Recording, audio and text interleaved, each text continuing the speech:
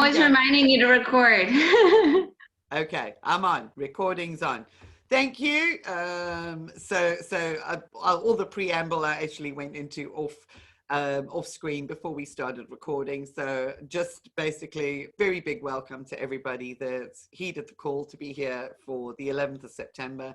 Going to open up some wonderful synchronicities to share with you, a couple of others that have emerged in respect of last minute divine correspondences. So I was just having a bit of a chat. I'd forgotten to push the record button. So here we go. Welcome. I hope you're going to enjoy the time that you spend with us today. First of all, what we have is this is the Tolkien calendar calculator that is referenced by Carl Kalleman and those who actually follow his scientific and wonderful interpretation of the Mayan unique timekeeping system, the calendrical system. And it's been shown over and over again to actually have amazing synchronistic value in respect of world events and personal events in our lives. So one of the things that's significant is today we actually start day one of what we call the ninth wave night. Now, I'm not going to go into the detail of the ninth wave. All of that information is available in a separate 6-part series. So we go really, really in depth into it with the Masters of Destiny program. So I'm not going to go in depth here with it, except to bring to your awareness, those who have not been exposed to it before, that the ninth wave represents the culmination, the final wave of the progressions of the different calendrical cycles that the Maya introduced many, many years ago, an ancient understanding and an ancient wisdom. And the ninth wave is the culmination. It's the evolutionary wave. It is the one that is actually bringing to us the unfoldment of many new novel aspects as we travel with the ninth wave. We don't yet know how the ninth wave is actually going to reveal itself. It was activated upon the planet, I think from a Gregorian calendar perspective in 2011. So it's very, very recent. And it moves, as you can see in the diagram, through an upward cycle, which represents what's known as the day. It's a cycle of forward movement. It's a cycle of initiative, of growth, of evolution. All of the waves have this in the day aspect of their cycles, that it is a period of evolution. When it comes to the down part of the wave here, which is known as the night part of the cycle gives us an opportunity for healing, for purging. Thanks, Rachel. It was active on the 9th of March, 2011, activated. So the downward part of the wave is a time of introspection, a time to go within, a time to release, a time to purge, a time to heal, to bring things up from the depths of our being into conscious awareness. The ninth wave runs on a cycle of 36 days, so it's 18 days up and 18 days down. So today we have a correspondence with what's known as the 8th wave. The 9th wave has gone into a night. See, it's day one of the 97th night of the 9th wave, which means this is a time of purging all that is still remaining within our being that requires purification, transformation, transmutation, alchemization, whichever word you would actually like to use for it. So that's where we're at right now with the 9th wave. So we're in a night part of the cycle.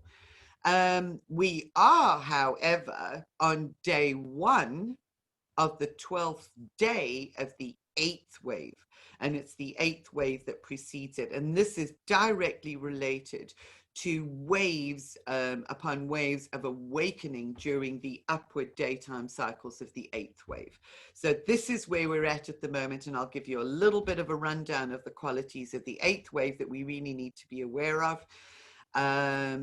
so it really is in conjunction with the planets. It's the initiation of a tsunami, a wave of light, a wave of awareness, a wave of awakening. So that actually supports us in the ninth wave night, because that wave actually helps us to become more aware of that which resides deeply within us and in the darkness or shadows of our unconscious. So it's a very, very powerful time. And you'll see from a planetary aspect that is very significant. I did mention some of it in the newsletter, and it was actually on the sign up. The eighth wave was activated in 1998. Which was a time also, some of you who have been doing this work for a lengthy period of time, I'll just repeat it, for the purposes of awareness. 1998 was a time when many, many people began their journey and initiated. So every 2 years there would be, or every 720 days, there's another 360 days of light, 360 days of awakening. And right now it's absolutely important that we take cognizance of this and we work along with the upward movement of this wave. So there's the chart for you with that information. So we're on day one of the day of the eighth wave. We're also on the energetic signature today of Imix, or the alligator. That's just the Mayan terminology, which is about nurturing. It is about the divine feminine. It is about the rising up of the feminine. So there's a beautiful correspondence there with this energy signature, which marks the move into the day of the eighth wave, because the eighth wave in its essence opens up the right brain, and it opens up our access, our deeper access to the divine feminine. So this is a real feminine movement. And I just want to take you back to the 8-8 that we did in August. If you would remember, what we were finding there sort of energetically was that we were supported through the Lionsgate Gateway with this almost holding space that the masculine was providing in order for the feminine to actually find herself and find her place and be able to step into her power. So the synchronicity of the movement of that into now the opening up of the eighth wave and a flood of this divine feminine energy to bring the balancing force to the world is really significant. So that only struck me as I was actually putting the information together for this. So yes, we were held in terms of being able to access and bring that divine feminine forward. One of the interesting things was in the terms of the synchronicities, and I've put this here, Rachel sent this through this morning. How many days are left in 2020? There's exactly 111 days left today. So today is the 11th of September, so we've got an 11. There are 11 days between now and what is going to be a very powerful equinox on the 22nd. So we've got the 11, and 11 actually gives you 22 anyway. So we've got these numbers repeating these codes of life. And from today is exactly 111 days left. Now, these are all, for those of you that might not be familiar, these are diamond numbers. It is the numerology that actually describes the diamond.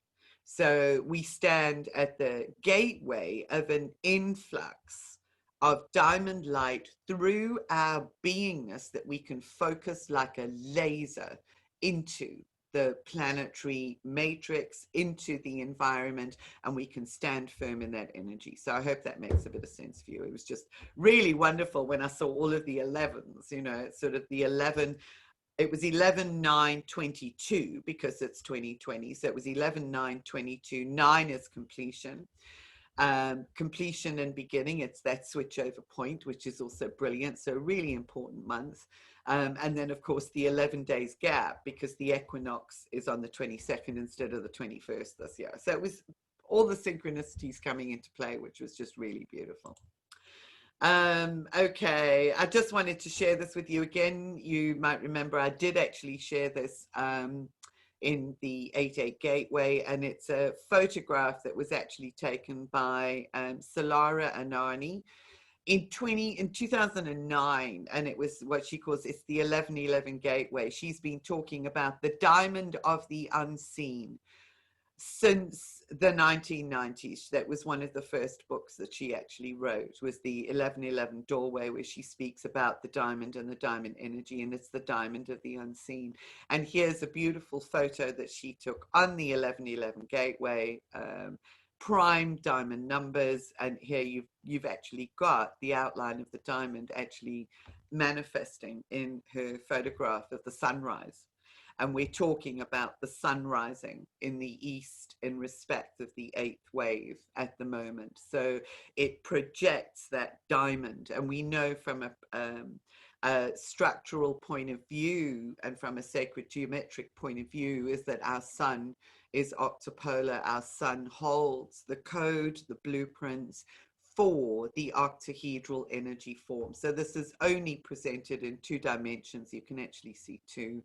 But it is a 3-dimensional manifestation. So it's the unseen made seen. A little bit of a summary of the 9 waves, just for your perspective.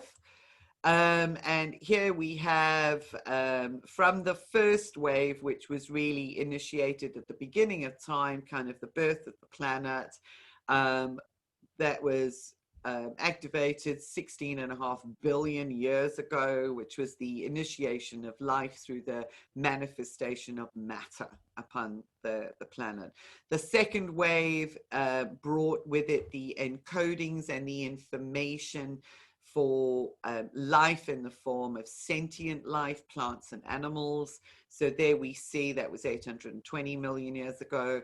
Primates emerged as a consequence of that, many, many years of evolution, with the third wave, which brought the information and encodings for primate life forms. 2 million years ago was then the evolutionary advancement with the fourth wave to the creation of human beings.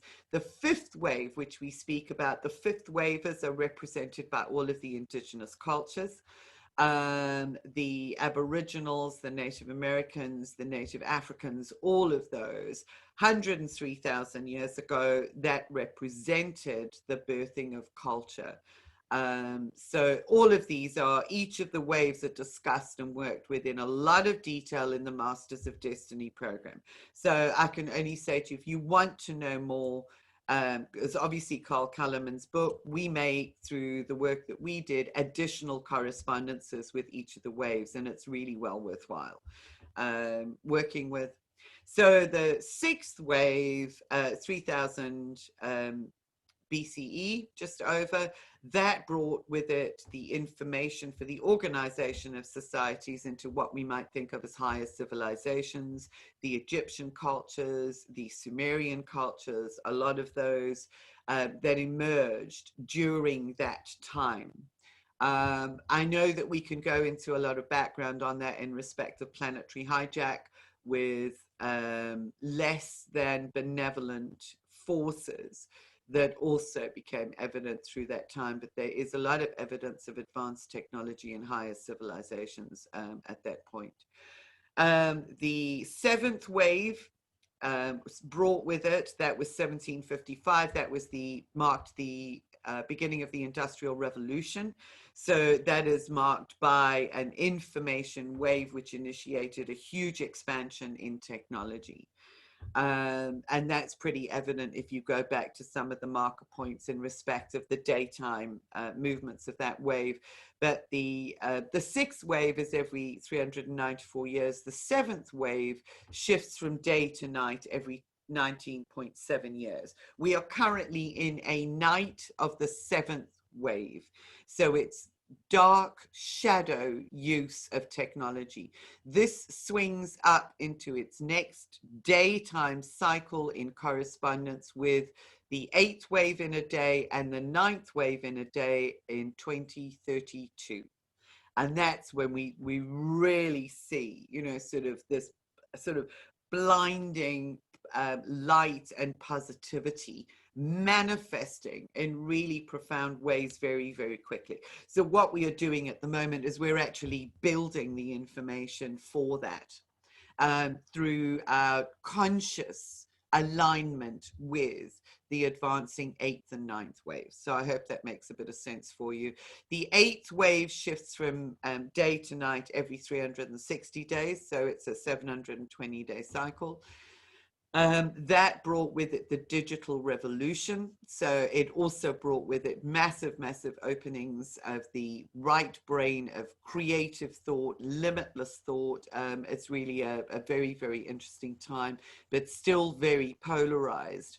And the ninth wave, which was initiated in 2011, which we're speaking about, has a very short and rapid cycle of 36 days, 18 days on either side, up and down, 18 days day, 18 days night. It is known as the wave of unification. So that is really, really significant. But what we want to look at now, and this is the digital revolution, is really interesting because it almost seems as if what is being forced through the old matrix and systems at the moment is the negative aspect of what has been created as a consequence of this digital revolution and these digital timelines. And through the initiation of a new wave of light, we have the capacity and the potential to steer the digital technology and the new technology, which is being created for humanity's benefit and not for its detriment.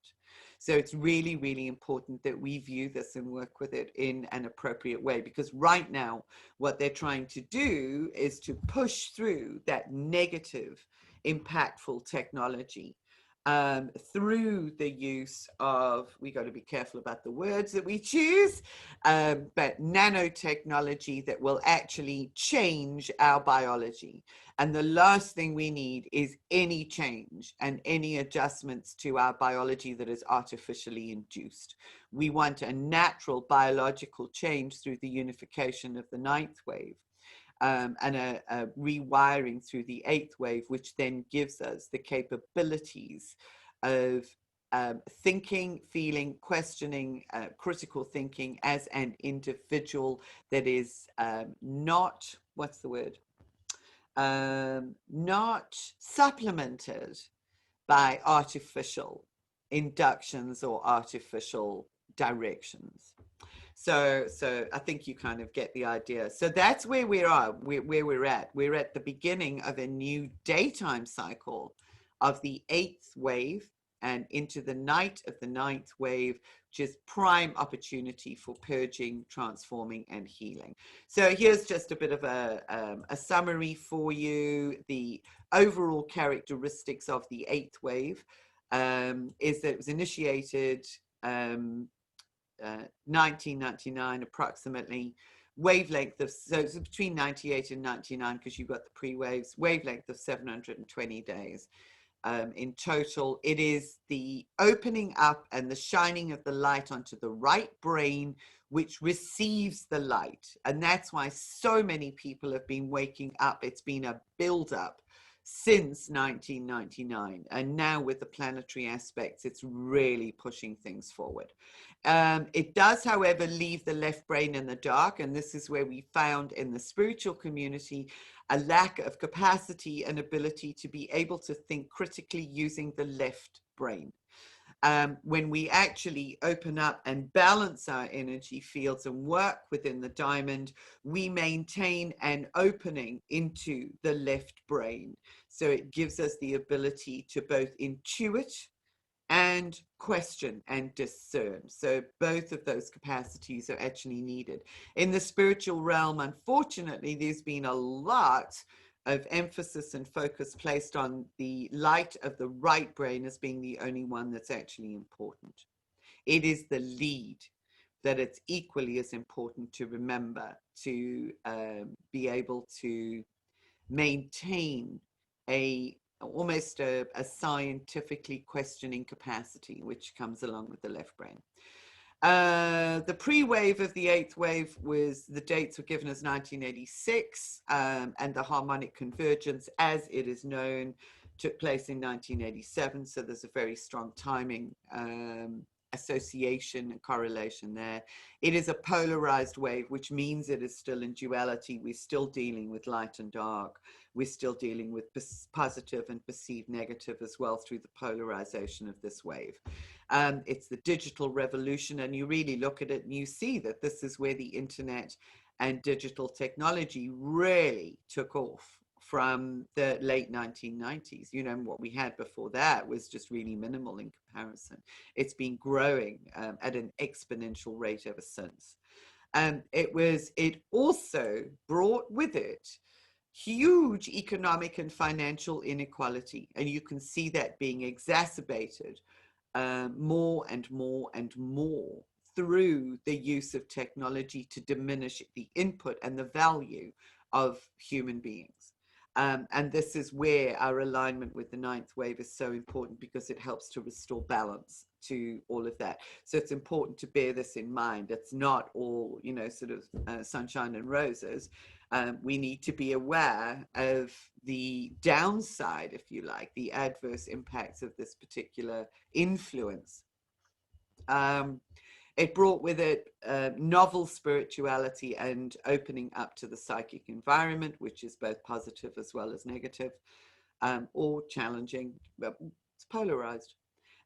Interestingly enough, it says here, no real new inventions. It's been more a digitalization and an advancing of existing technology in that digital realm. So we might think of things like nanotechnology and AI and everything that's come about as actually being new.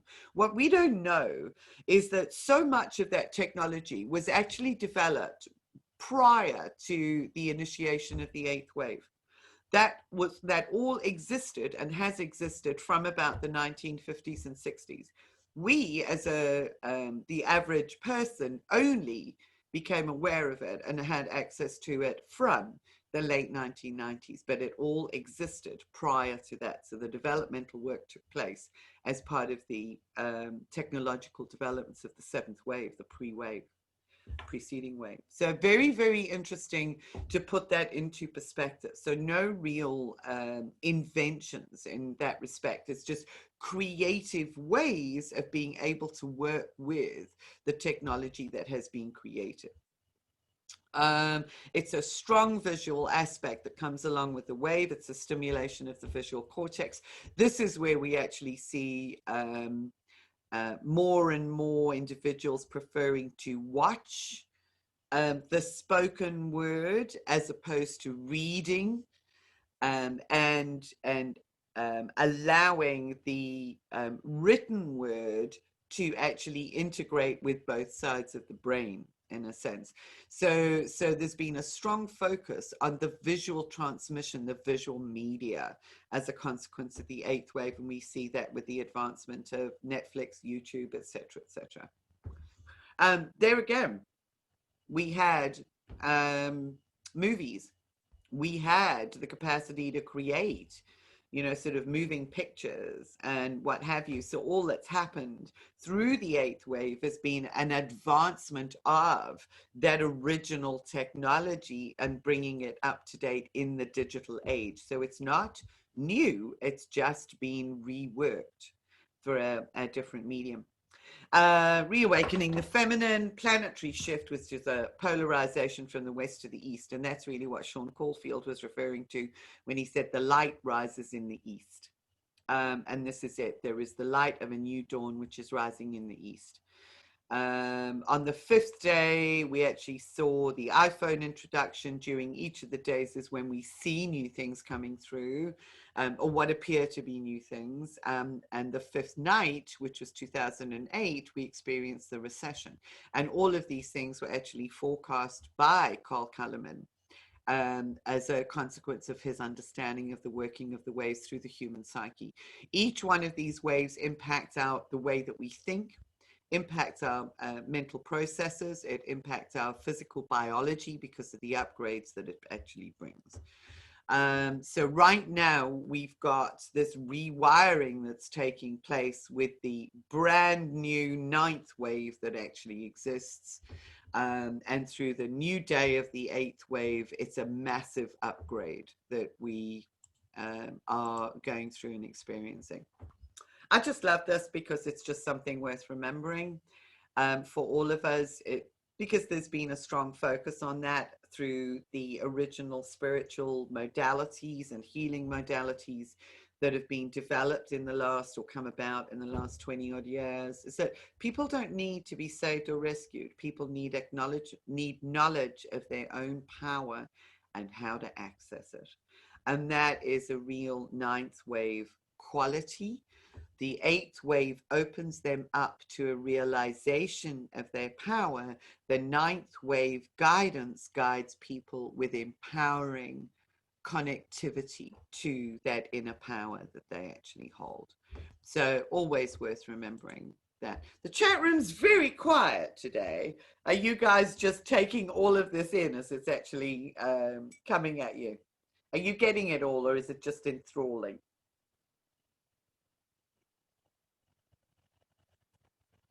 Very quiet. Okay.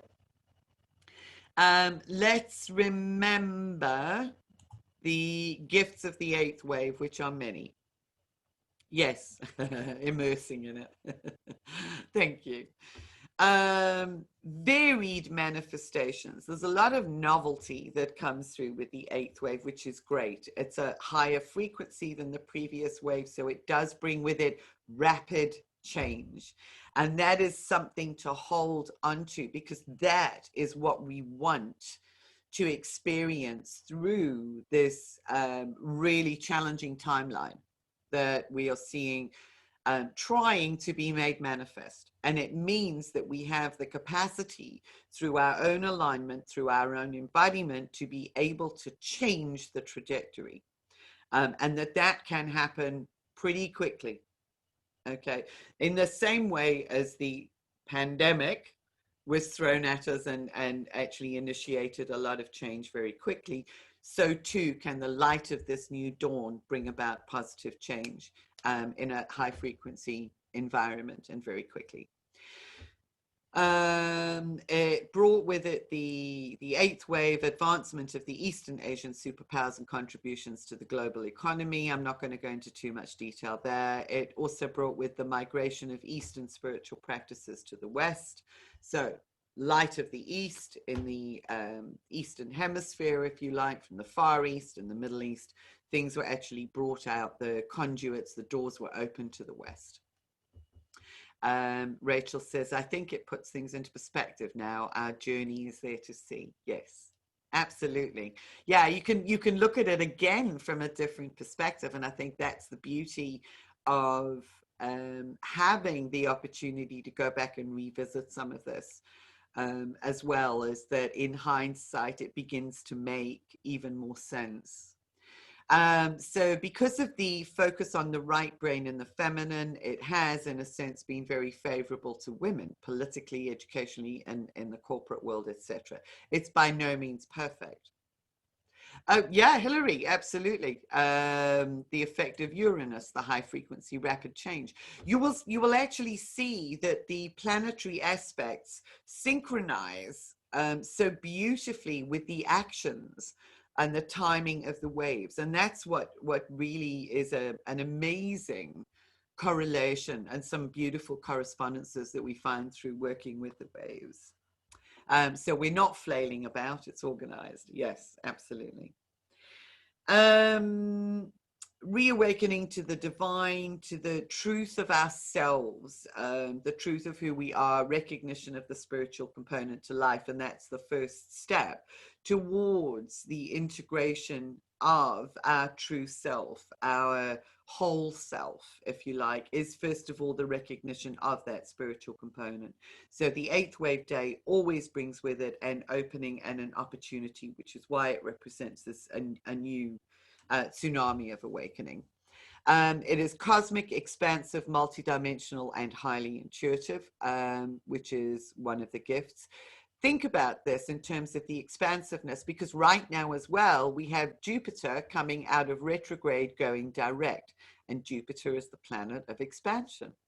So again, we've got this amazing, almost dual effect of the planets and the planetary influences together with the impacts of the wave. And with that expansiveness, think about the films that have come out. And when they actually came out over the last couple of years that have been developed, films like Limitless, films like Lucy, which really help to connect us with the unfailing interconnectedness of all things, the entire cosmic infrastructure, and the realization of that. And then we have to come back to the recognition of our humanness and work with the embodiment in our human form. So it takes us right out there. And what the ninth wave does, and also through the nights, is it brings us back so that we can balance and integrate all of that in our physical bodies. So it's not about, you know, sort of disintegrating into a million pixels, if you like, and becoming part of the universal fabric. It's the understanding of that brought into the physical being so that that actually helps to rewire us. Gifts with the advanced LGBTQ recognition and rights, more holistic thinking, eclectic spiritual thinking, especially in Europe and the Northern Hemisphere, which has mainly been driven by women. There's no one right way. Whereas the ninth wave brings us back into an understanding of the ethics, and that there perhaps is an absolute right way, which is the way of nature. So because the eighth wave is still polarized, it still brings with it a relativity. In other words, you know, sort of your truth and what you think is relative to your perspective. So there's no right and wrong, and all of that, which has been part of the spiritual teachings that have come along with the eighth wave. There is an absolute that is part and parcel of the reintegration with the ninth wave, that says the absolute is actually the way and the flow of nature. And there is a fundamental truth that underpins all of that. So that's where our alignment is actually reconfigured. Greater appreciation of the feminine qualities in all genders, more direct spiritual experiences. So it took us out of the previous paradigms and into this direct experience where there's no middlemen or priests. Channeling, cosmic connections, novelty, very varied teachings, a resurgence of natural healing processes, which we've seen all over the world, and interconnectivity due to the internet. So as we are becoming more aware of the interconnectivity of life itself, and as with all other sentient and non-sentient beings, we see it externally manifest in terms of the interconnectivity with the internet. That's the artificial manifestation of something that is very organic. So this wanting to actually merge human consciousness with AI, with machines, is an artificial construct that actually arises out of one of the challenges of the eighth wave, the polarized aspect of the eighth wave. So just a little bit of insight there. The rising up of women because of the polarization, it's like the pendulum swinging to one side. It swings up into the women's movements. But as a consequence of this, you find a kickback and an equal and opposite reaction on the other side of the pendulum swing, which is a kickback against females. So you see that especially in the Middle East and in some of those countries where they want to suppress the feminine. So Rachel says, I've noticed less division between women where I find myself now. Yes. That's really beautiful, because it is part and parcel of that collective honoring and recognition which is coming about as a consequence of the advancing ninth wave. So really beautiful. Challenges of the eighth wave, and this is what we also have been seeing engineered in society: a widening economic gap and inequality due to digitalization. And you actually see where is all of the money going, and where has it been going over the last 6 months too, while we've been in the darkness of the eighth wave. It's actually gone straight through to the technocracies, the technocratic players, the big technocracies: Facebook, Amazon, and all of those companies that are working with sort of technology. So Christina says, good point, very true. Google, yeah, Google. All of them. You've seen their wealth actually increase exponentially during the night. Well, that has to be and will be rebalanced, because it must be, because that is the way of nature. And it's worth bearing that in mind, because it looks very grim out there at the moment, and it can sometimes seem to be very dim and challenging. So we need to hold in mind that the time of tyrants always, always ends in a downfall of the tyrants. So no matter what they are trying to force through at the moment, their downfall will come. And it's up to us whether it's sooner rather than later, because that is the way of nature. Anyway, declining economic opportunities. So yes, we actually see, Bonnie says, that's what's happening now, and there will be, and I'm not sure what that is. Think we all feel it. Yeah, we all feel the imbalance, and the pressure. There's a real pressure that is coming about as a consequence of this. So the pot is boiling, and this emergence of the new day is going to give us an opportunity for that light to really burst through. So more challenges, inadequate education system. We know that that's been inadequate for many years. Overwhelming pace of change for some people, not enough time to properly ground and integrate. Sixth and seventh wave holograms and concepts or ideas are still operational, with systems inadequate to deal with the eighth wave influences. So that's where we see, and all the language is there, it's out there, the systems have to break down in order to support us in moving forward in the right way. What has happened to a large extent is that the eighth wave digitalization has just been sat on top of the sixth and seventh wave structures that have actually been built, and that all has to fall down so that we get a much more profound flow. So Rachel says, yes, this past week I felt really compressed. Absolutely. And you'll see the light code that I've chosen for today as well deals with compression and release through this opening up of the new eighth wave. Very interesting to really look at the patterning and what is happening.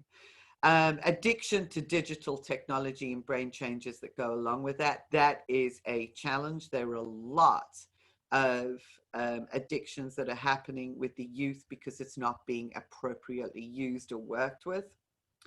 And that addiction to digital technology opens up the doorway. It establishes certain neuronal connections and opens up to potential other addictions as well. So very, very powerful. Transhumanism trends, we know we've seen that, male-female polarization, and very often the demasculinization. And if anybody saw those posts I put on Facebook with the new Gucci fashions for 2020, was just unbelievable. They've got men now, 2020 men's fashions, men dressed in dresses with jeans underneath.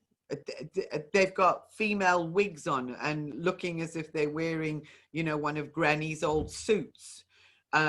These woolen coats and dresses. It's bizarre. It's the most bizarre thing I have ever seen. And it is a total demasculinization of the male populace, so that they do not have the capacity. You saw that, Christina. Yeah, they do not have the capacity to stand up and actually hold the space and protect the emerging feminine to enable her work to be done in the world. So this is what's happening with the media and the digitalization. There's a disregard of the physical in favor of the spiritual through this particular wave, which is a challenge through both the nighttime and the daytime. So we need to be aware of these things. An overwhelm of spiritual experience because things are not integrated, potential transcendental psychoses, which is a lack of discernment, absolving of personal responsibility. So everything is handed over to, you know, sort of the external ascended masters, to psychics, to whoever it might be, and there's a childlike focus on fun, play, bliss, etc.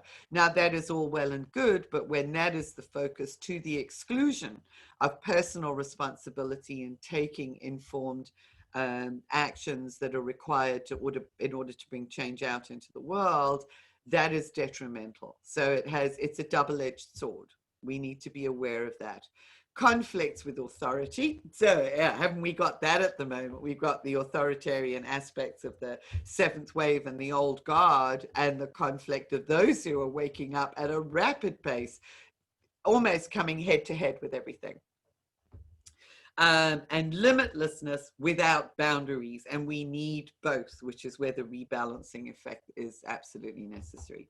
So Bonnie says, it's so interesting. We see all this weirdness on the outside. Yeah. In Joanne Fabrics, the Halloween shelves, everything was black and grim. Oh, that's weird, because it's usually lots of orange for the pumpkins and other stuff. Even the kids don't like it. Wow, that's really interesting, because there is usually a fun aspect with a lot of the orange, and so despite the fact that you've got your witchy hats and all of the rest of it, there's usually some liveliness in the color, so it's no fun. Very interesting. Yeah. It's like with the pandemic, what they're doing is they're trying to eradicate the playfulness and the fun from all aspects of our life. So it's really, really important that we cultivate it in order to be able to maintain it. So that's enough on the waves. I just needed to share that with those of you who have not been exposed to the deeper insight into the waves, and even that is just scratching the surface. So Sean Caulfield, he's a wonderful soul in South Africa who's very aligned with the Kalahari Bushmen. He provides a great deal of support for those because they represent the oldest cultures on the planet. They have the oldest DNA, and they have been in existence for over 80,000 years. So they do represent some of the first manifestations of human form, the modern human, if you like, on the planet, along with all of the cultural influences that came along with that. So Sean is an avid follower of the waves. He has an inherent alignment with the energetics of the waves. And this is what he's had to say. And this really feeds into what we're going to be working with. With a certain level of understanding of the creation waves of prophetic time, one can see and feel a positive outlook birthing itself. A spiritual regeneration of the collective soul is being reignited. I think that was like a bit of a typo, is reigniting, being reignited. A new light is about to rise in the east. More than ever, the primordial frequency of the heart is overshadowing the duality of the mind to restore balance for humanity on earth. We cannot move into the integrative aspect of the ninth wave without the primordial frequency of the heart. So that is one of the fundamental functions of the eighth wave in its daylight manifestation, is to reignite the primordial frequency of the heart. And it's up to us to maintain that fire. From the 11th of September, which is today, a new light rises in the east. Time moves into a new tunnel cycle, 360 days of regrowth and expansion after having been in 360 days of decline or contraction. In the 11th night of the eighth wave. I didn't even see that, because there we've got another 11. We've just finished the 11th night of the eighth wave, and we're moving into the 12th day. So sorry, that was just another really beautiful synchronicity. In this time, from the 17th of September 2019 to the 10th of September this year, creation's serpent-like wave movement of divine prophetic time has been in a decline and in the shadow of the light, causing the collapse of old structures that no longer serve. 2020 has been a time of mass self, reevaluation, and inner healing. It's as if we are living in an unbelievable dream.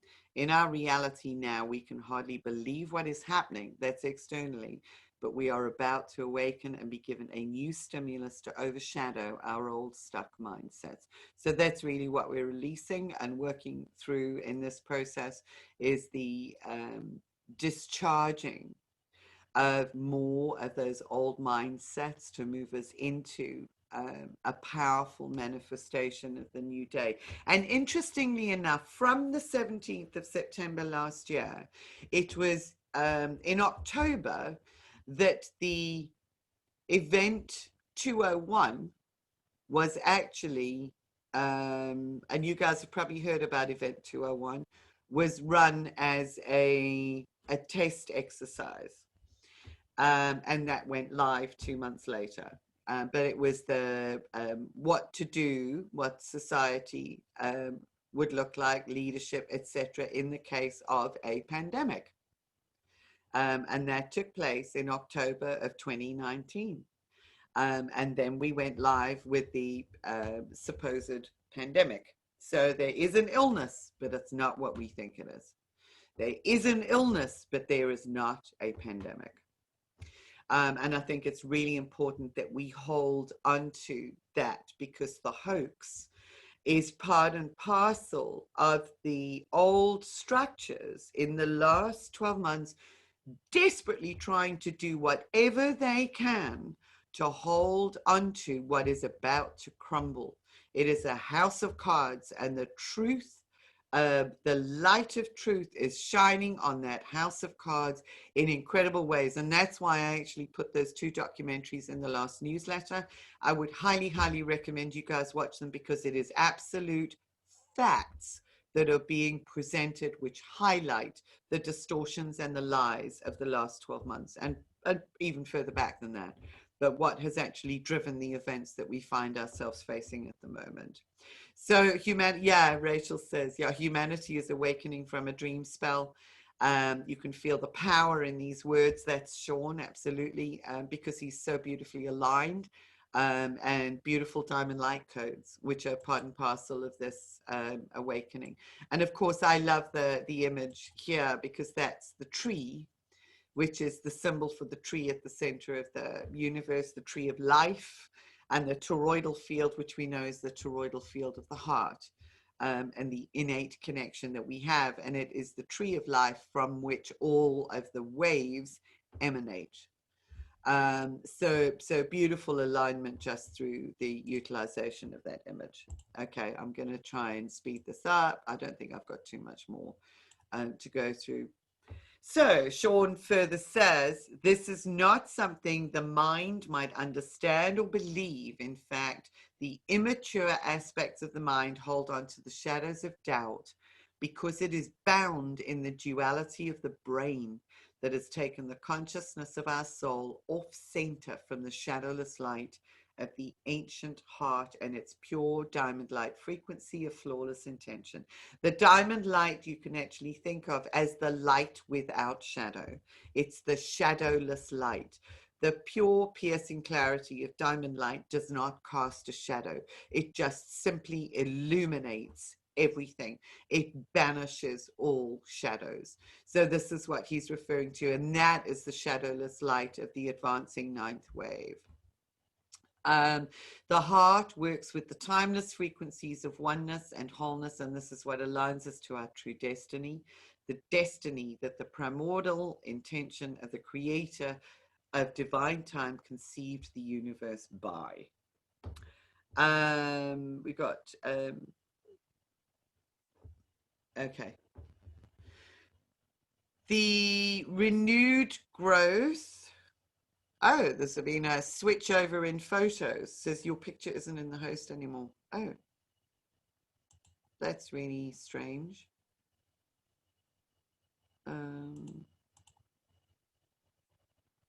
I don't know how that works, as long as you guys can hear me.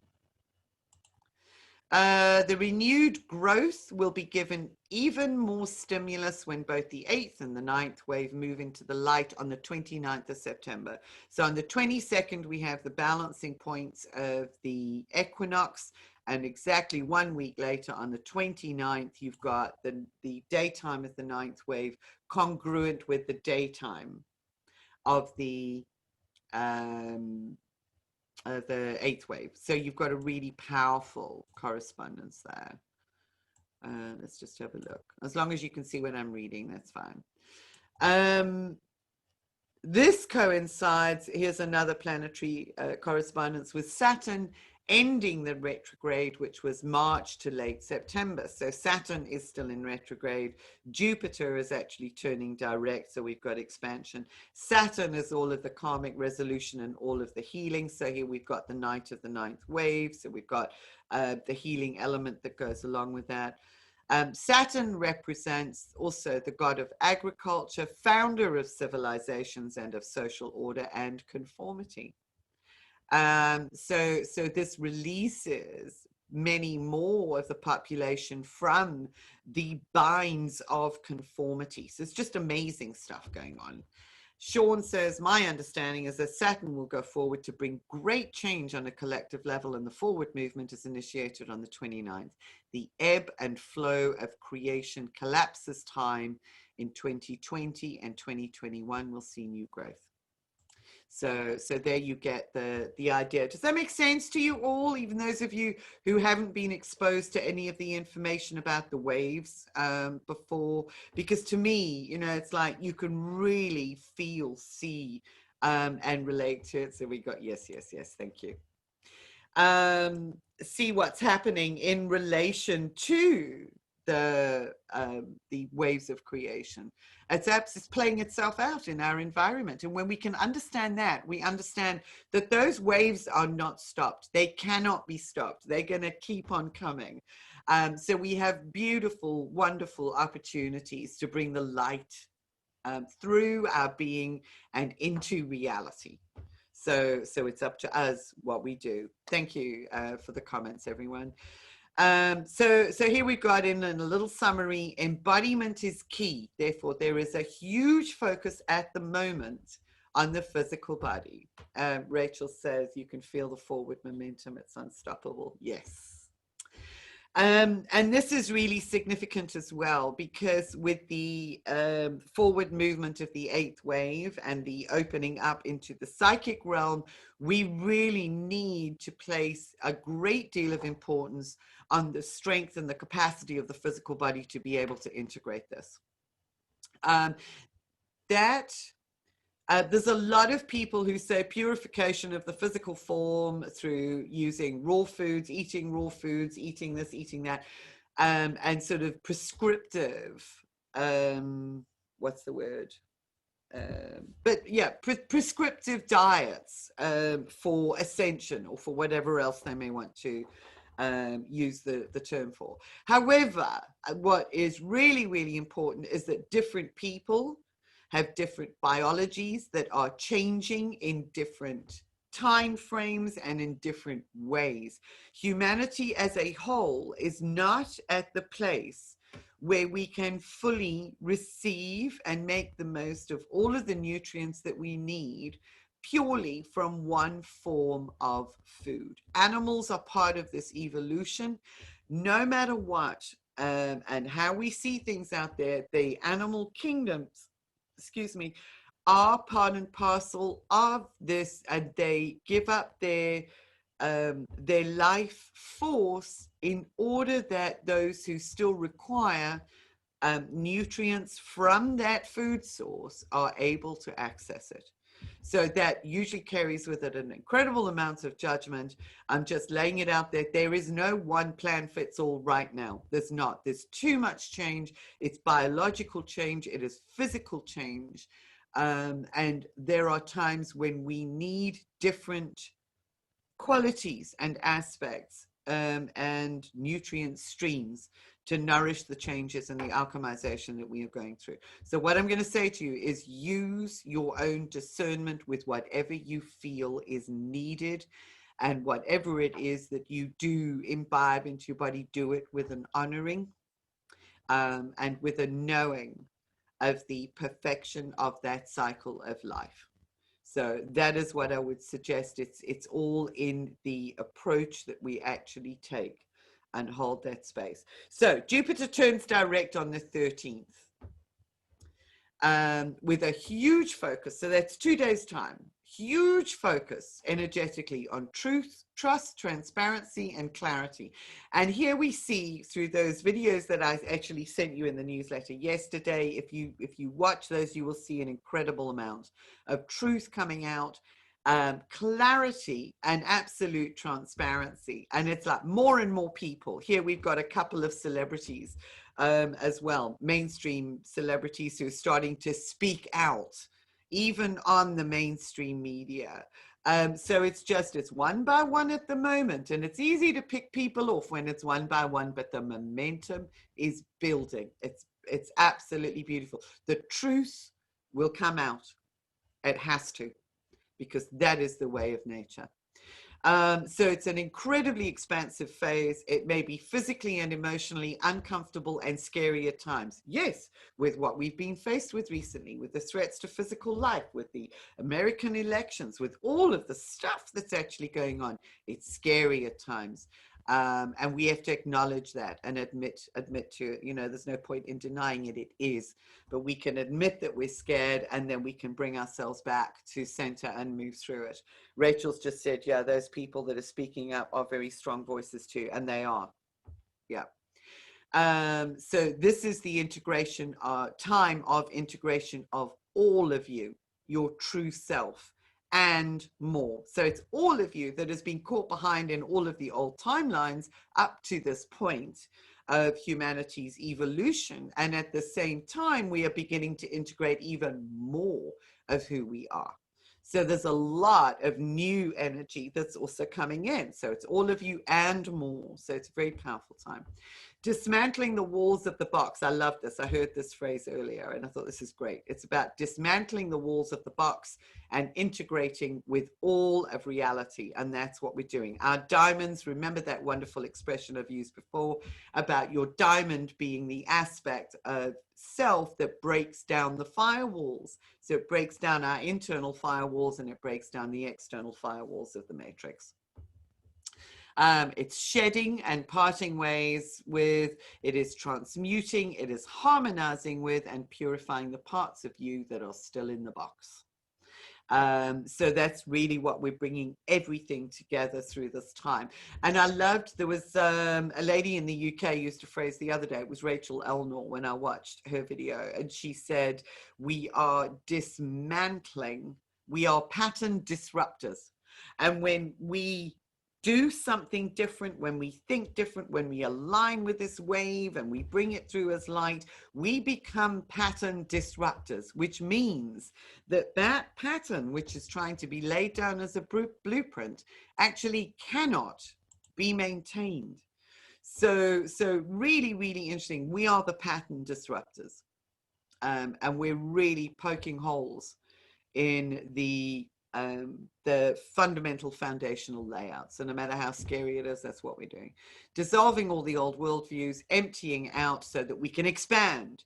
We are amplifying the wave through purification.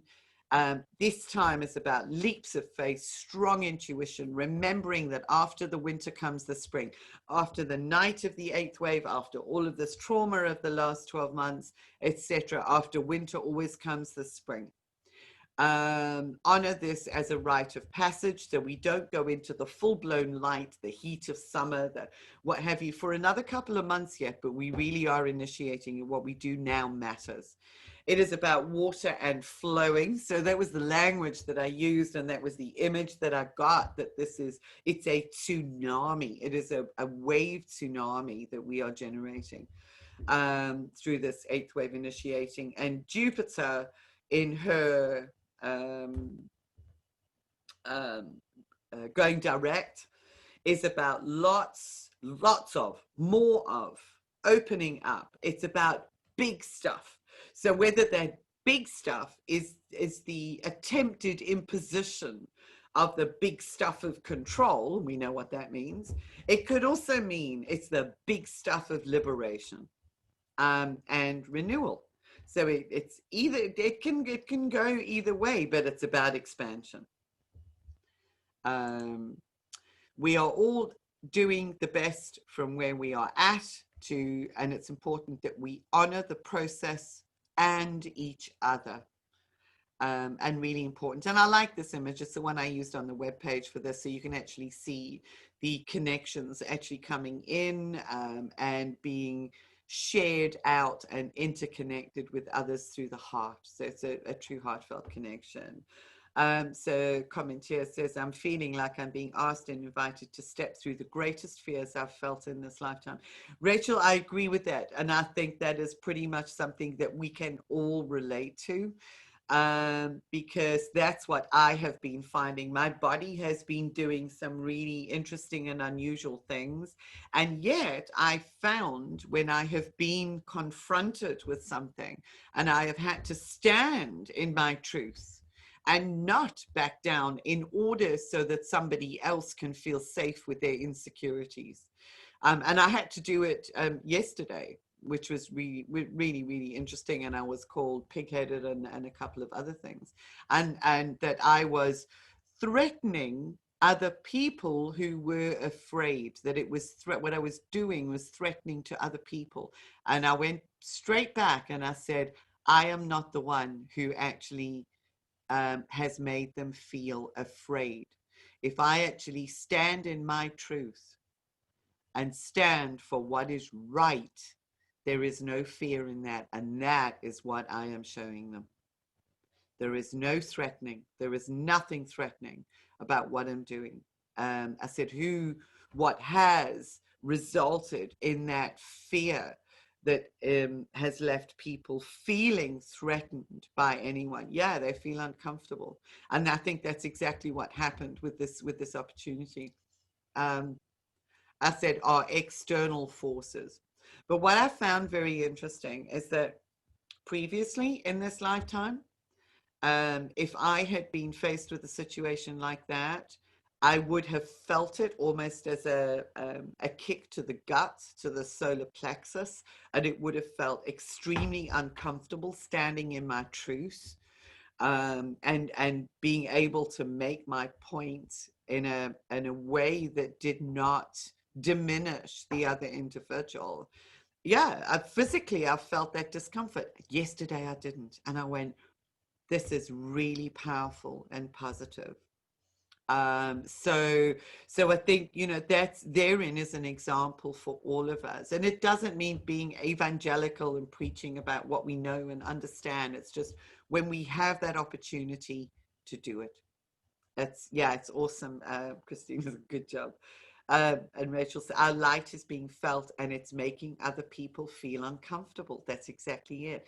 But in that discomfort is the opportunity for growth and expansion for ourselves in that uncomfortable position, for ourselves as well as for the other individual. We shine a light through the crack that is opened up through that pattern disruption. That's what we're doing. We are disrupting the pattern of others' insecurity and unfailing belief in an external system, in government, in media, in the news. So that's all I'm going to say about that. But yes, so we are shifting and changing, and I think it is extremely important. The more we do that, the more we simply become the disruptors. So like I say, it's just really when we have the opportunity. Right, so what we're going to work with today appropriately is the Freedom Light Code, and we haven't actually worked with this for quite some time, and I just thought, oh, this is so perfect, bearing in mind we were talking about the compression and the expansion, because if you look at the code, you will actually see that it you can look at it two ways. And the one way, it is kind of like compressing everything towards the center, this, like through the eye of the needle. So it's a purified stream of light that moves through the center of the light code of our beingness and the shedding of everything else. And in another aspect, you can actually see coming out is this radiance, this expansiveness of that light code. So it holds compression and liberation within the same construct of light. So I'm sure you can see that. And what's also quite interesting is I think there are 22 radiant structures around the outside. 1, 2, 3, 4, 6, 7, 8, 9, 10, 11, 12, 13, 14, 15, 16, 17, 18, 19, 20. Oh, no, it's not. It's 28. It's one of the other codes, which has actually got a specific number. But 28 is 10. It's 1 when you actually condense the numbers. So it's the 1 of new beginnings. So to me, just equally appropriate. I mean, when the codes were created with all of those, was it 27? Or maybe it's 27 and it's 9, which is completion. I don't know, I can't remember. But either way, it's like ending and beginning is really what it represents. It's the ending of one sequence and the entering into another sequence. I think one of you guys can count it again. That there's numerological significance in every single one of the codes, which is fascinating. So I do love it. I do love the Freedom Code. It was actually one of the first ones that presented to me as a moving, living, three-dimensional holographic structure of light. Thank you, everybody. There's 27 radiant bars on the outside. Well, there we go. It's 9. So here we are on 11/9/22. So we've actually pulled in the 9 number to actually hold us in the center so that we can expand into the freedom. Thank you. So there would be completion. Yes, so we're completing one cycle, and with every completion, there is an open doorway to the next level and the next aspect. So 9 is even more significant than it just being endings, because it almost represents endings and beginnings within the same number. So that's all I'm going to say about the numerology. I'm not going to get deeper into that at the moment because it becomes very, very esoteric, but just beautiful synchronicities. So Rachel has said here, oh, sorry. Oh, I messed that up. Let's get back to where we were. Rachel said, I was able to debate with my mum a few weeks ago and not feel as though she was confronting me, and I usually end up crying. Yeah. And that's the sheer frustration of we're being gaslighted, we're being demonized. There's so much name calling going on. It's not an easy time, and it's not an easy task. So I think it really is with a supreme sense of honor that I acknowledge, each and every one of you for what you actually bring to the party. So without further ado, does anybody have any questions before we go into the process? I'm sorry, as always, I sort of thought, I'll try and keep the slides to a minimum, but it's just so exciting, I think, to recognize and realize the importance, significance of these waves on events that are actually taking place in our lives so that we can maintain that perspective. So I hope that's been of value to you as we go into the process. The process might not even be that long today. I'm going to take you through it, and then Rachel has very, very kindly offered, and Rachel, I would ask you, I did ask Rachel, actually, I would ask you if you could unmute yourself at the end of the process. So what I'm going to do is I'm going to take you through the process, and right at the very end, Rachel is going to come in with some light language. So it means that I will extract 2 MP3s for you. I will extract the MP3 of the diamond light and the code process, and then you will have a separate track with the light language. There's some people don't feel particularly comfortable with it. So I will provide both for you as separate tracks. We love it. In the members group, we have quite a bit of sharing of the light languages, which is just really beautiful.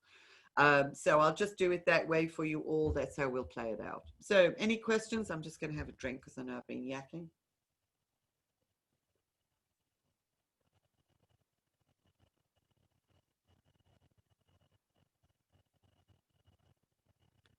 So if there are no questions, what I would like you to all do is then to, sorry, I'm just going to,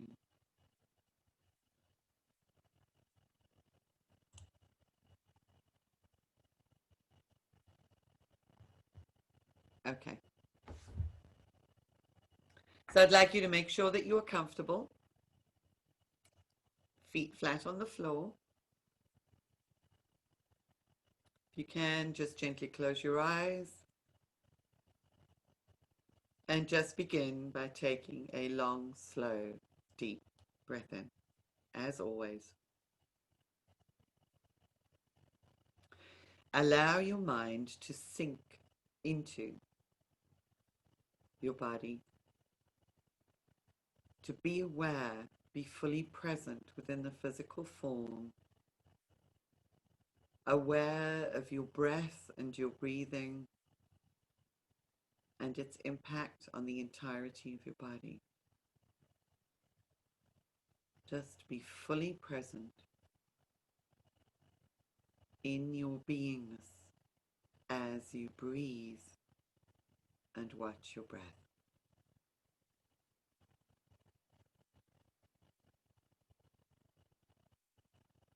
And around you, create your diamond field.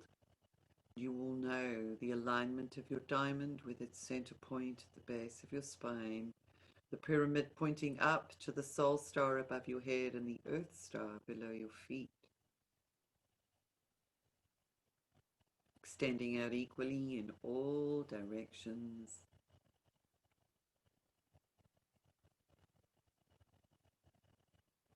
Aligning with your spine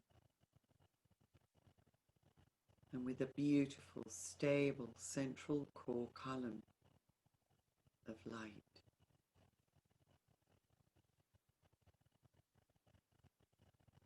And just breathe. As your diamond orientates itself, knowing its perfect alignment, and your body adjusts and responds.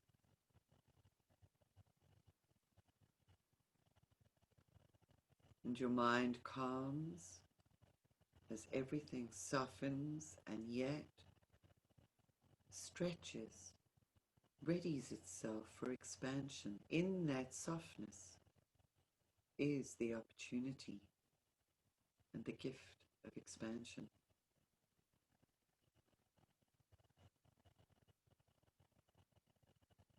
Just simply be aware of it.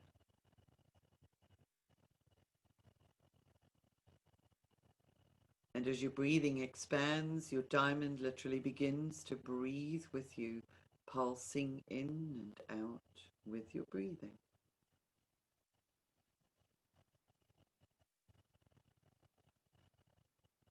Bringing with it along the fibers of your personal diamond light grid the most beautiful, brilliant sparks of light, feeding your being, your inner self, illuminating all within, and then breathing those sparks back out to share with everybody connected within the diamond matrix. Allow your heart to soften and expand with your breathing.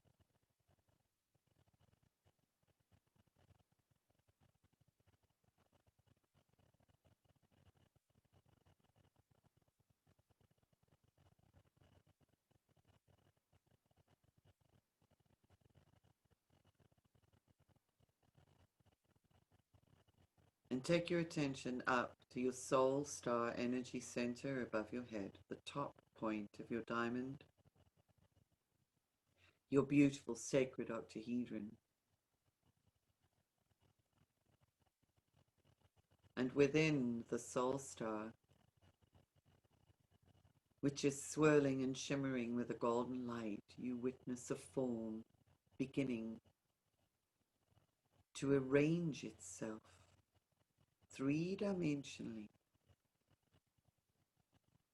These beautiful pipes or structures of light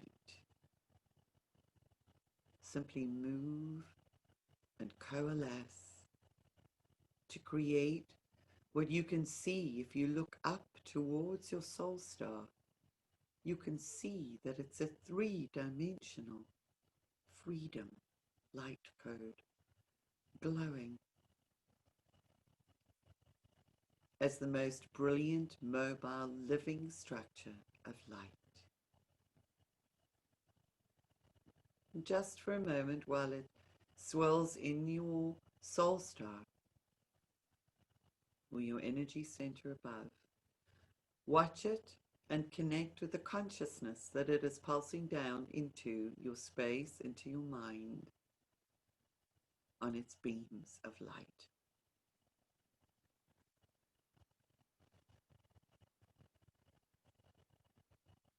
Just listen, hear, perceive, sense, feel, and leave it there for the moment as it strengthens and shines ever more brightly.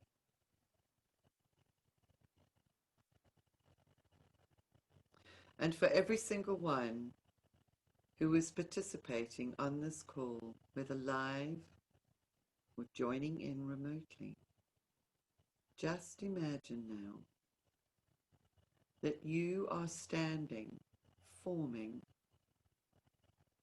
a string like pearls or precious gems upon a barren landscape, each diamond connecting with the next one in the chain, so that you can actually reach out and hold the hand of the person that is next to you. There is nothing else visible upon this landscape, save for the light that is being emitted from your own diamond self.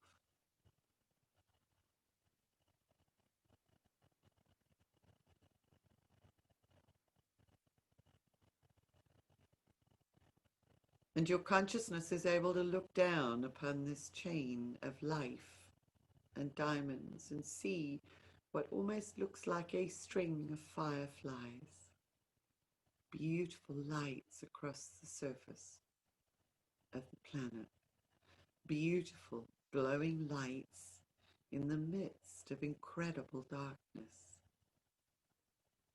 And you realize that you are holding hands, feeling the strength as you gaze into the darkness, into the unknown, into the space in front of you, peering through the light of your diamond.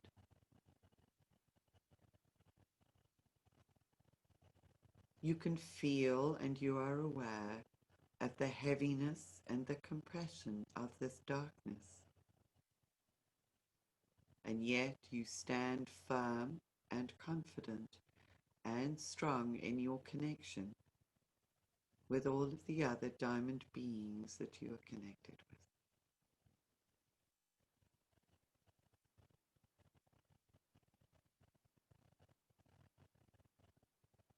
Feel the love that is being passed through the hands that are being held, moving up into the heart and then out through your arms and hands to the next one in line, building in strength and in unity. A wave of love moving from one to the other, stimulating, softening and expanding your heart. And your fear of what lies within the unknown and in the darkness begins to diminish. For you stand within this incredible space of pure love, the love that is inherent as an aspect of your very humanity. Be aware of the wave.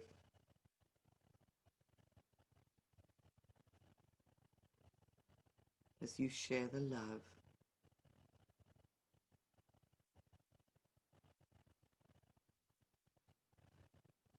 And you realize that you are standing with your back to the east, gazing into the west.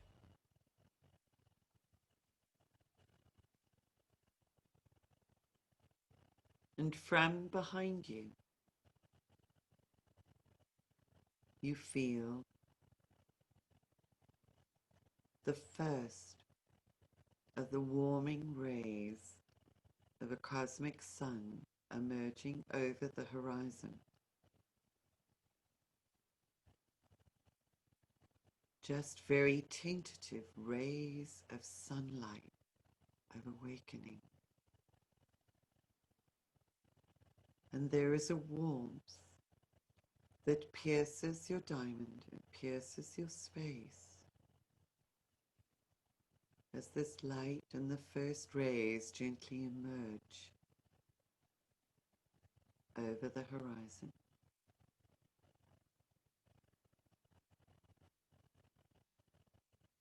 And you notice that there is enhanced activity now up in your soul star. And the freedom light code is spinning and whirling, ready to be released, to break free from the soul star, to actually become an aspect and to be able to encode the biology of your being. And you invite it now, and with a burst of light, it breaks free from the soul star and descends into your diamond. And it's three-dimensional, so you can see it all around you.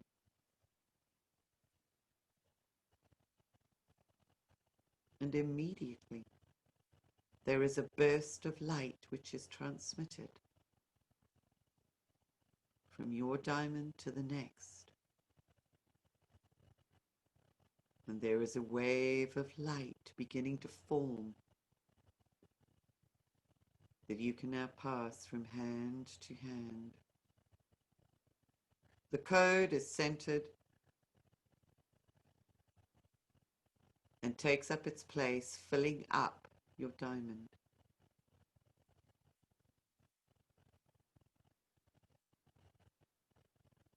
And the compression from the darkness that still lies ahead of you and in front of you, bearing down upon your being, squeezes all the aspects of you that are still linked in with that darkness to the surface, into the freedom light code.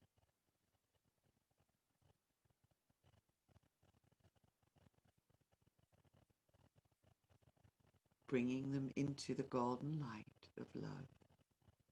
So behind you, the warming rays of the cosmic sun continue to climb, continue to strengthen and emanate, and there is a warmth that proceeds from your feet up your back, igniting an internal golden fire within all aspects of the freedom light code. And these aspects of the fire, of the warmth and the life of the cosmic sun, catch the emerging shadow elements being squeezed from deep within you, igniting them in the flame of the new light, of the new sun, of the new day and the new dawn.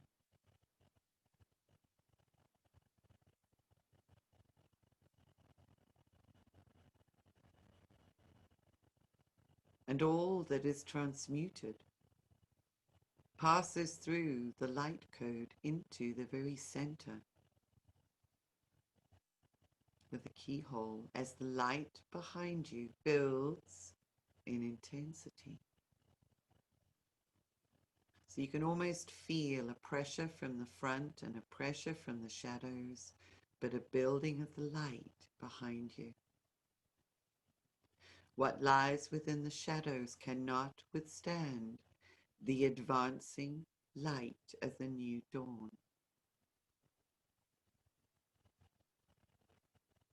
More and more arises from the depth of your unconscious, from the depths of the shadows, to be moved, to be swirled and transmuted within the golden fire of the Freedom Light Code, transmitted as light through the center of the code. And now you can see the light being emanated from your being through the center of the code begins to illuminate the landscape ahead of you. What do you see?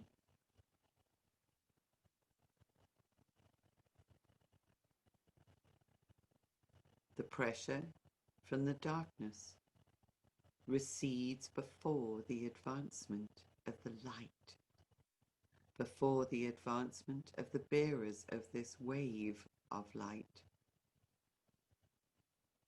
And from behind, as the cosmic sun and the light of the new dawn breaks free across the boundary of the horizon and fully illuminates each and every one of you,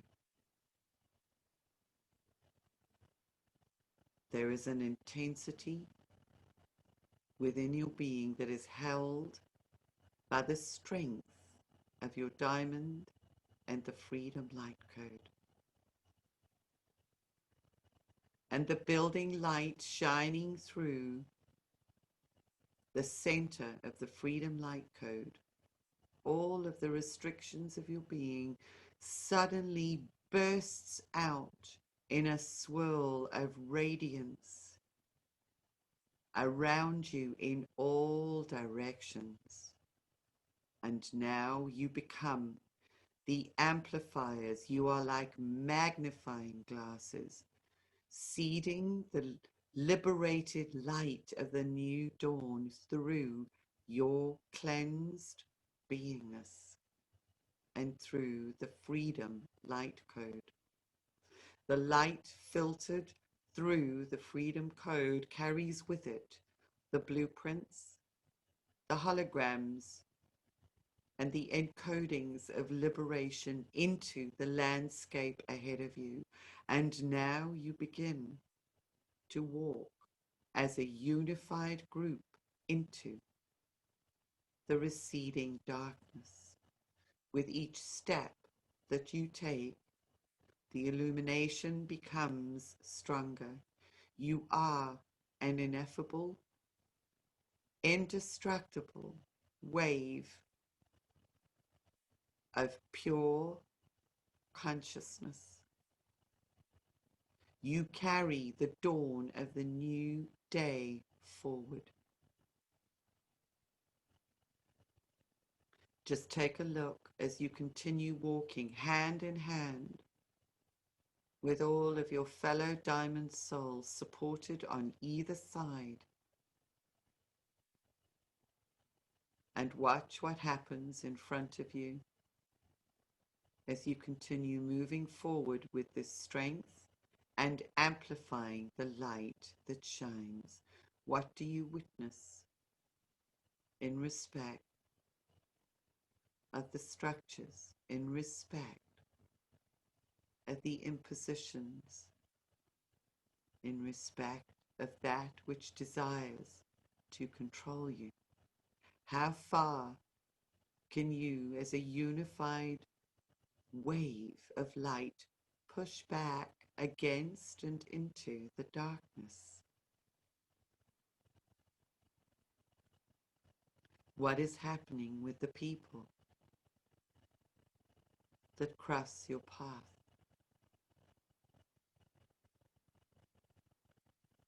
You are the liberators. Your freedom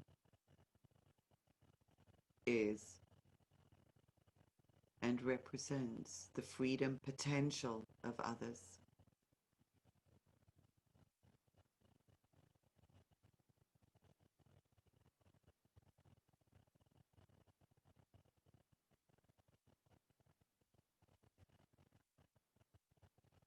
And in this space,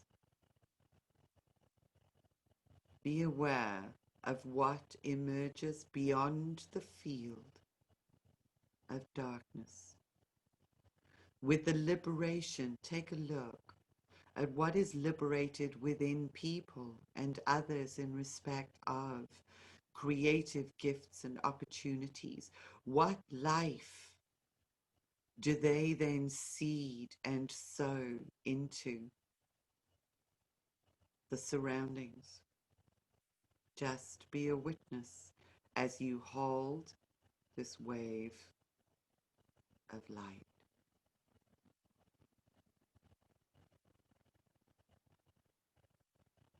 Carrying it forward. Just know in this place that even though we may come out of this process and be energized and sometimes feel alone, that you are never alone. Just close your eyes and imagine standing hand in hand with all of the others who are part of this advancing wave. And the joy and the light of the new dawn that is being seeded and carried and amplified through you.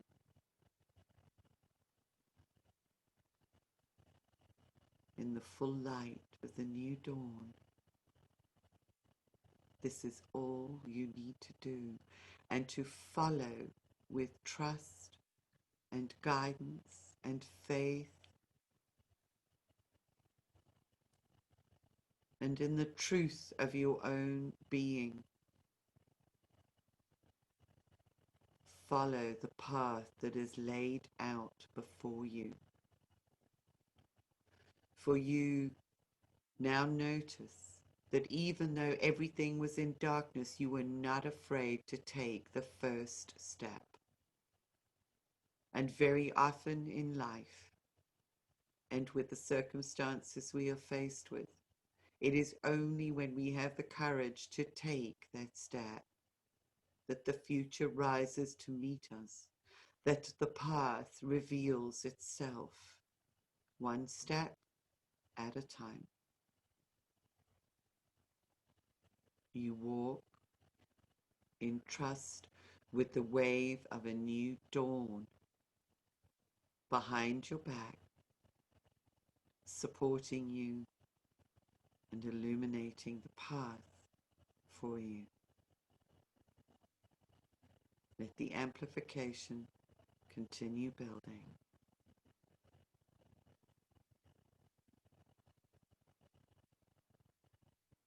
As you look around at all of the other souls joined in this wave, and the freedom light code that shines its brilliance and shares its golden light with each and every person that you come across.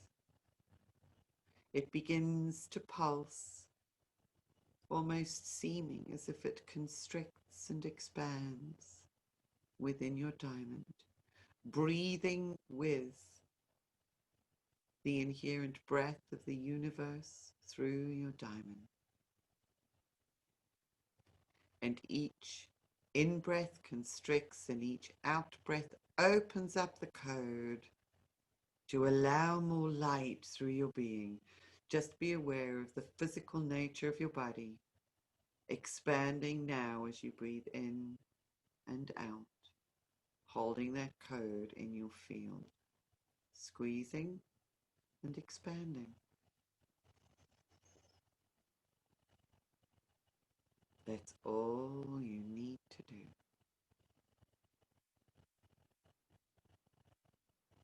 For today, this is what we welcome, is a new freedom of being, no matter what things look like on the outside.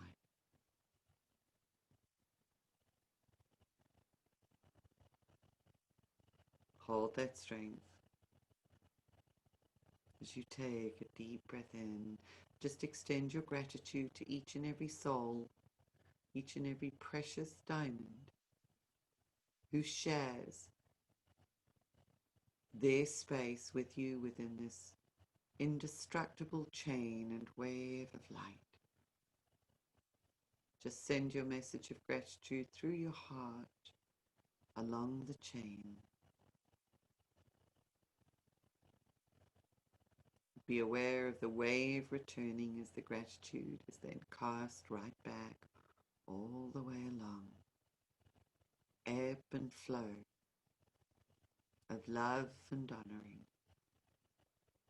And that is all you need to do and to be right now.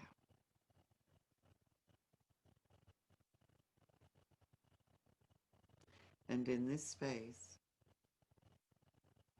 I'm going to hand over to Rachel to share some of her beautiful light language with us.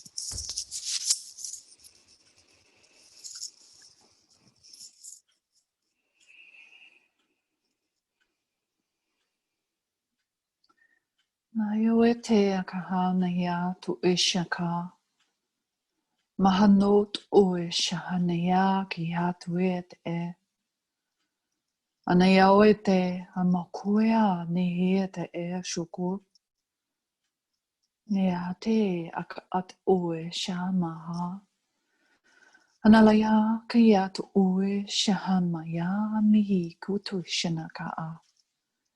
Te la kana ya tu ut shakamaya. Anaya ki o te amahaya I. Sure ne ke amaha te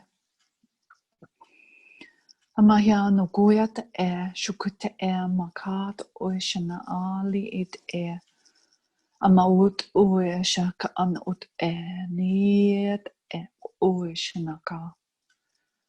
Naya ni ya guk mahuet a. Anaya tu shahiana ka ha tu hele Mahat a shakani it shukuya maot Anayat ut shakut a nat oishina maot ak. Nayat nehi ako ot maa. Anayatu isha magayat a ni hiwet shanat Mahana ka a. Anayatu shama kayatu ni maka ut shanak mata ni amahana ata gayatu shana hi amahashuku nalaya na weka mut uishan ka at na he ni kuya na Amatani at Ushanaka neat at ama wutu she kayanala Hania to she Amakana yat iat Ushamawe Nalaya kuya nihit Nia uye ka maya Uina tit ushun ik mot ot Naliana hi amakut sha nu uleana ka mahat Naliana hi anaka wut shanayala iat Muyani hi kaha Mahanai et shukuya ne et analaya nihi uya ik mahut niya niya qui amiat shit ekama mahana uit kasha nilaha amaka uya ne dashana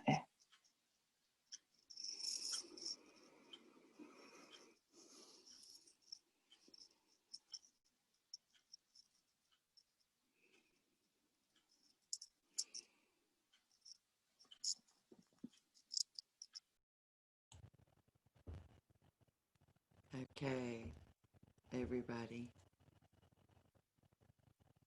Take a deep breath in. And just bring that liberating, beautiful energy back into full consciousness. You don't have to release anything, for you remain purified, free, connected, and bathed in the light of the new dawn, resonating with the codes of the new dawn.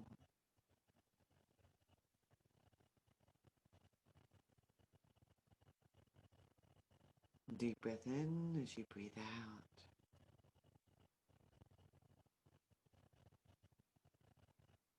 And once more. And allow yourself to come back and return to the community, to the group, and to open your eyes when you're ready. And welcome back.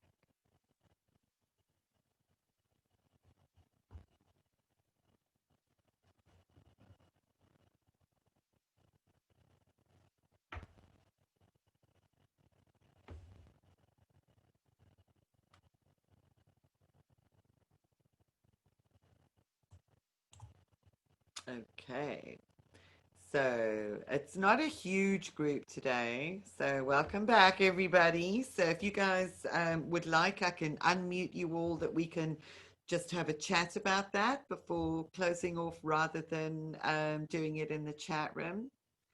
If there's anything that you would like to share, I'd love to just share with you my experience during that process. Okay, let's just, there's another, so we've got thank you and awesome in the chat room. Okay, so let's put this on.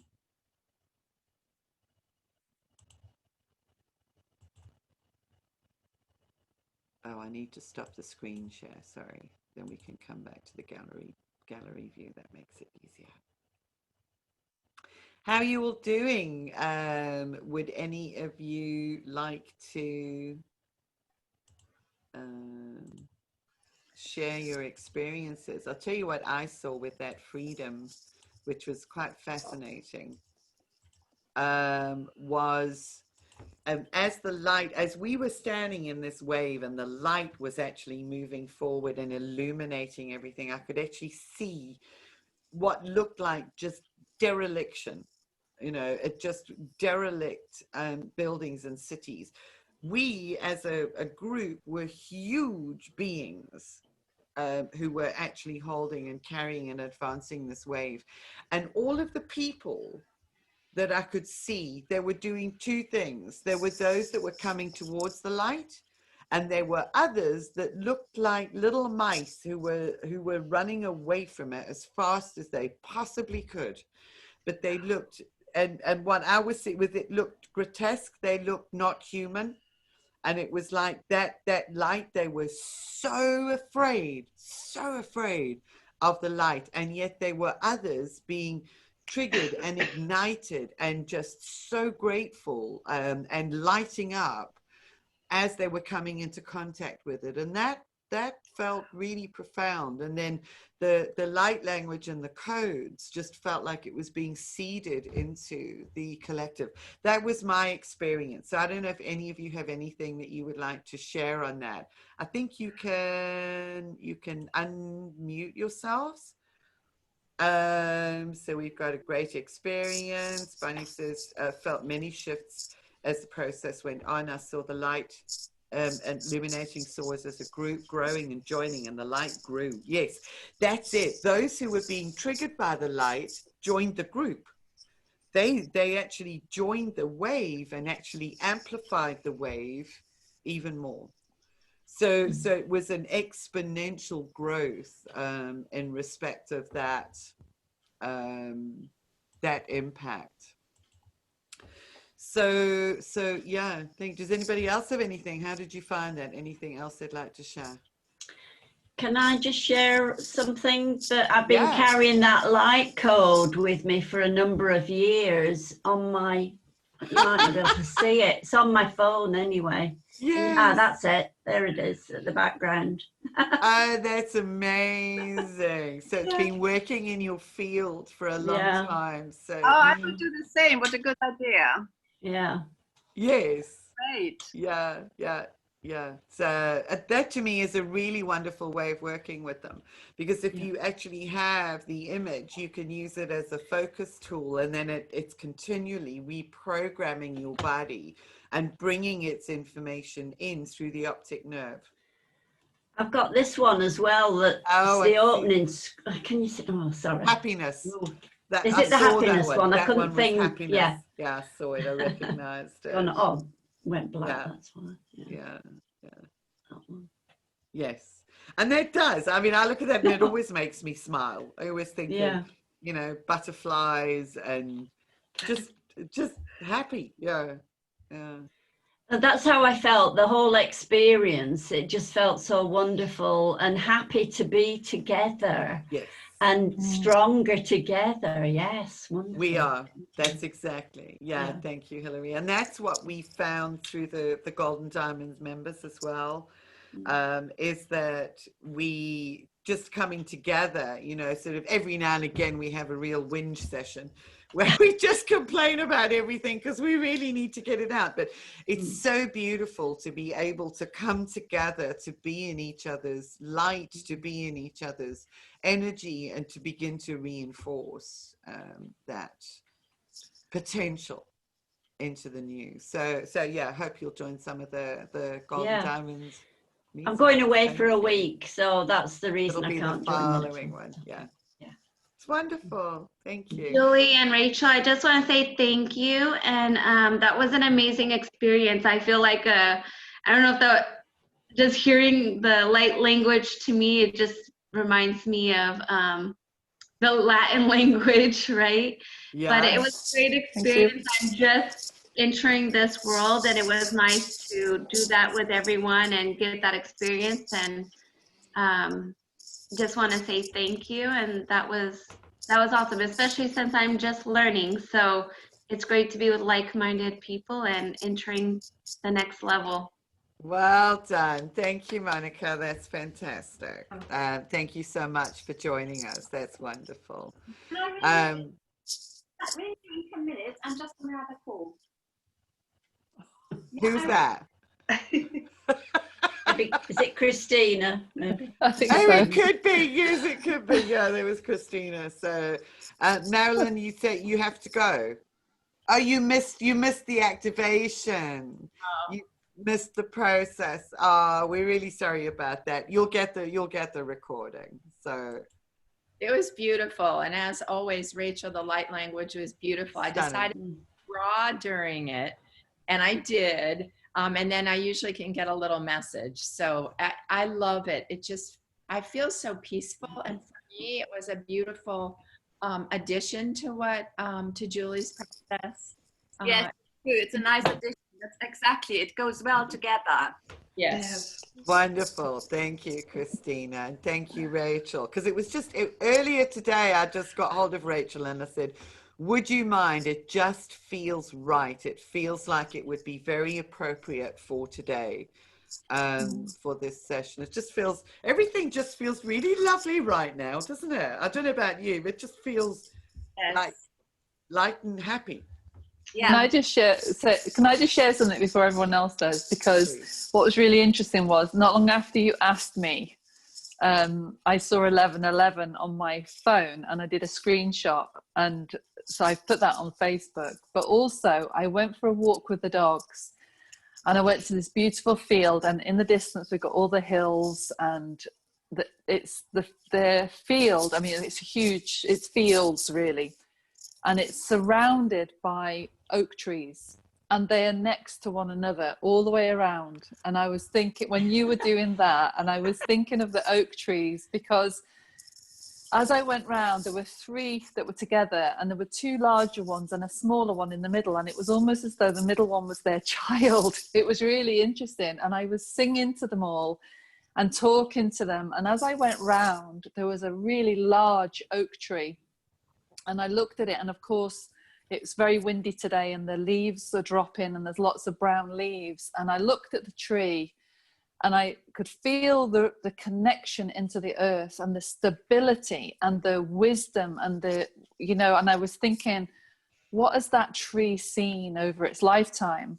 But then I said to it, I looked at it, and as the leaves dropped down, I said to it, do you realize that when your leaves have fallen and by the time they grow back, this world will be a new place?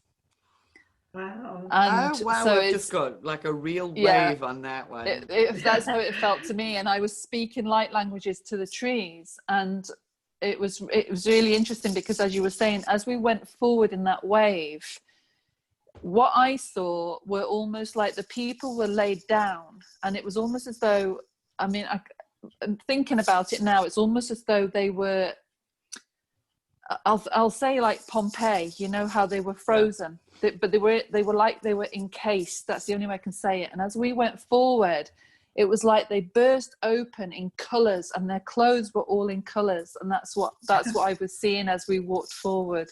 Wow. So thank you for Beautiful. that, Julie. That was lovely. Yeah. Thank It's you. beautiful. It just really felt like it was triggering and releasing for them as we were walking. And I thank you, Rachel.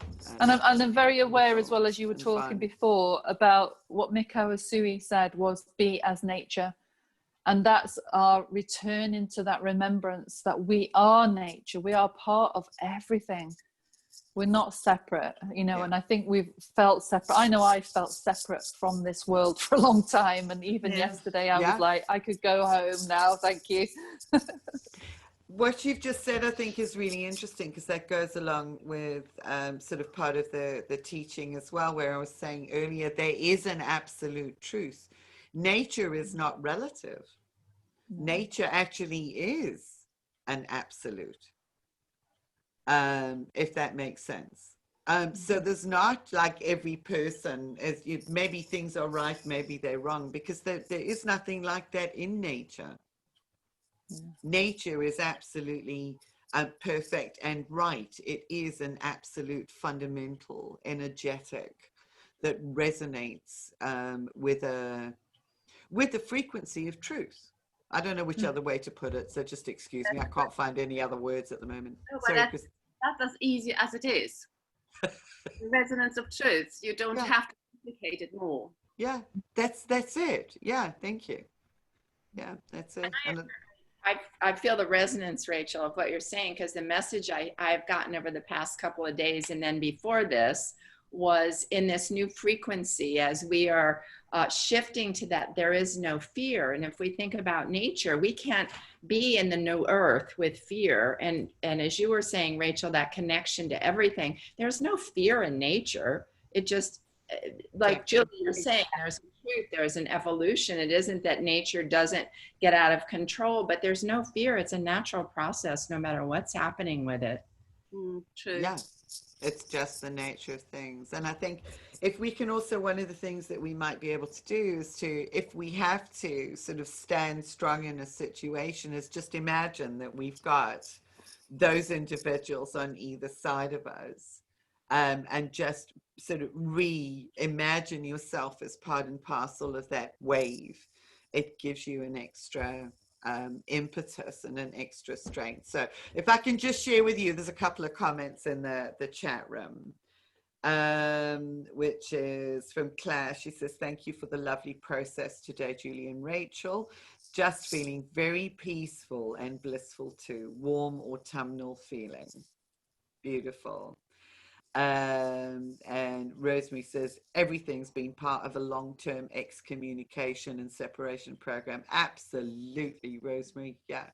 You know, and that reunification is just building momentum almost by the day at the moment. And this new wave is actually a vital component of that. So I can hear the dogs in the kitchen, so I'm going to have to go and see my little chargers, who are absolutely delightful.